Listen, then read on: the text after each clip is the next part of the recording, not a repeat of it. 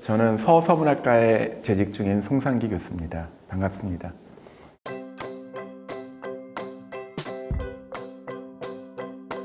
네, 저는 아르헨티나 작가 호레 루이스 보르헤스의 픽션들이라는 책을 여러분들께 추천하고자 합니다. 보르헤스라는 작가는 흔히 20세기 현대 문학의 판도를 바꿨다고 평가를 받고 있는 아르헨티나 출신 작가입니다. 특히 이 픽션들에 나오는 단편들이 일반 독자들한테 가장 잘 알려져 있는 소설이지만 여기 나와 있는 작품이 난해하기 때문에 사실 많은 고대생들에게 어려움을 안겨다 주고 있는 그런 작품들이기도 합니다.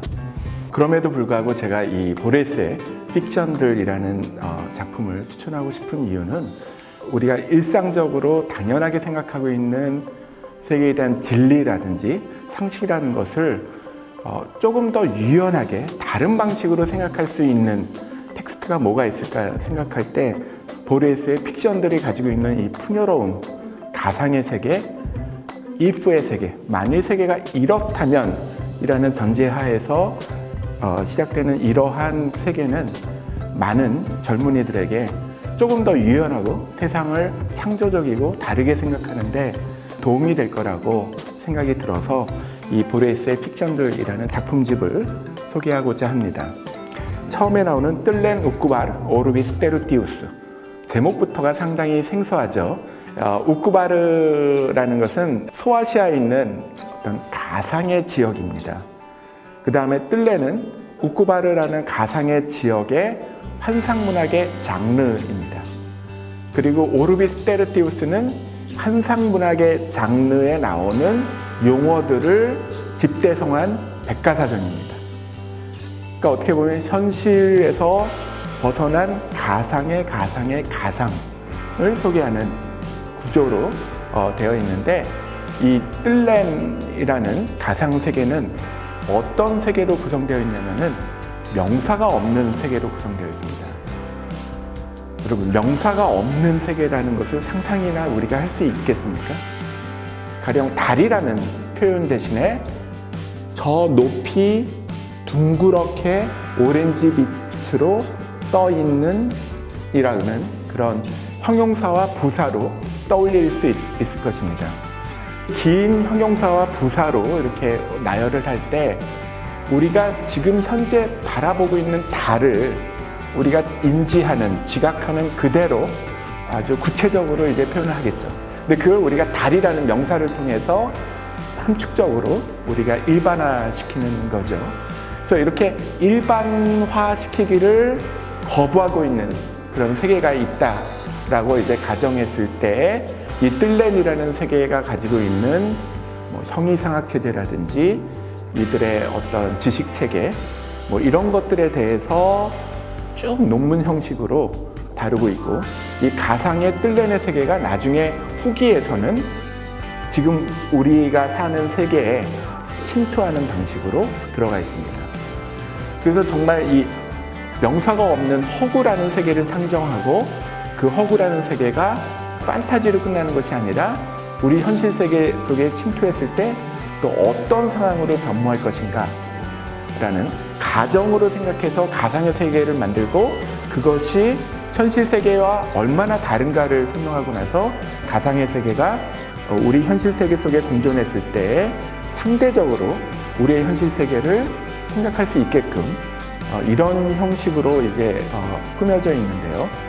실제로 마야 문명의 영향을 받은 멕시코의 한 지역, 또홀로발이라는 부족이 있는데 목적어가 없는 그 통사구문 체제를 가지고 있습니다. 즉, 나는 너를 사랑한다가 아니라 너와 나는 사랑한다. 목적어 대신에 주격보호가 있는 그런 세계인데 너와 내가 분리되지 않는, 너는 나의 바깥에 있는 타자가 아닌 너와 나는 하나의 우리라는 공동체 안의 일원이다 라는 공동체 의식이 아주 투철할 때 생겨나는 그런 언어 체계라고 이제 볼 수 있을 것 같은데요. 그렇듯 우리가 지금 당연하다고 생각하는 그런 언어 통사 체제라는 것도 우리가 생각하지 못하는 그러한 세계에서는 또 다른 방식으로 사유하고 있는 세계가 분명 존재하고 있습니다. 보리에스가 우리에게 하고자 하는 말은 세계가 만일 이렇게 구성되어 있다면 이라는 가상의 체계를 상정하고 이 가상의 체계의 극단까지 아주 치열하게, 아주 자세하게, 세밀하게 묘사한 다음에 그 세계를 허물어뜨리면서 우리가 지금 자명하게 생각하고 있는 진리라든지 자명하게 생각하고 있는 세상의 원리라는 것이 얼마나 상대적일 수 있는 거다라는 것을 역설적으로 보여주고 있다라고 생각합니다. 그래서 항상 우리가 이렇게 살아야 돼라는 옳다고 생각하고 있는 그러한 여러 가지 상식들이라는 것을 때로는 여러분들이 이 보리에스의 픽션들을 읽으면서 새롭게 조금 더 유연하게 생각할 수 있는 계기를 마련하기를 바랍니다. 예전에 나왔지만 여러분들한테 꼭 추천하고 싶은 영화로 제가 유학할 때 감명 깊게 본 콘택이라는 영화를 추천하고 싶습니다. 칼 세이간의 콘택이라는 그 소설이 있는데 한 소녀가 단파 방송을 통해 가지고 미지의 세계와 이렇게 교류하려고 하는 열망이 상당히 많았고 이 세계의 진리는 과학 속에 있다라고 이제 생각을 하고 나중에 훌륭한 천체 물리학자가 됩니다. 그래서 이런 단파 속에서 나오는 음파를 분석해서 외계인이 보내는 시그널을 이제 해독하게 됩니다. 해독한 내용이 나중에 은하수를 넘어서 미지의 우주로 가는 그런 우주선에 대한 설계도라는 것을 이제 알게 되고 이 설계도에 따라서 엘리라는 그 여주인공은 웜홀을 지나서 어떤 미지의 세계에서 본인이 이제 상당히 다양한 세계를 접하게 됩니다. 근데 아무도 자신의 말을 듣지 않게 되는 거죠. 우리가 이제 절대 무한한 세계 저 너머에 어떤 신이 있다라고 이제 생각을 하는데 과연 초월적인 존재라는 것이 존재하는가에 대한 질문을 진지하게 다루고 있는 그런 그 원작을 바탕으로 조디 포스터라는 여배우가 엘리라는 역할을 이제 훌륭하게 소화했는데요.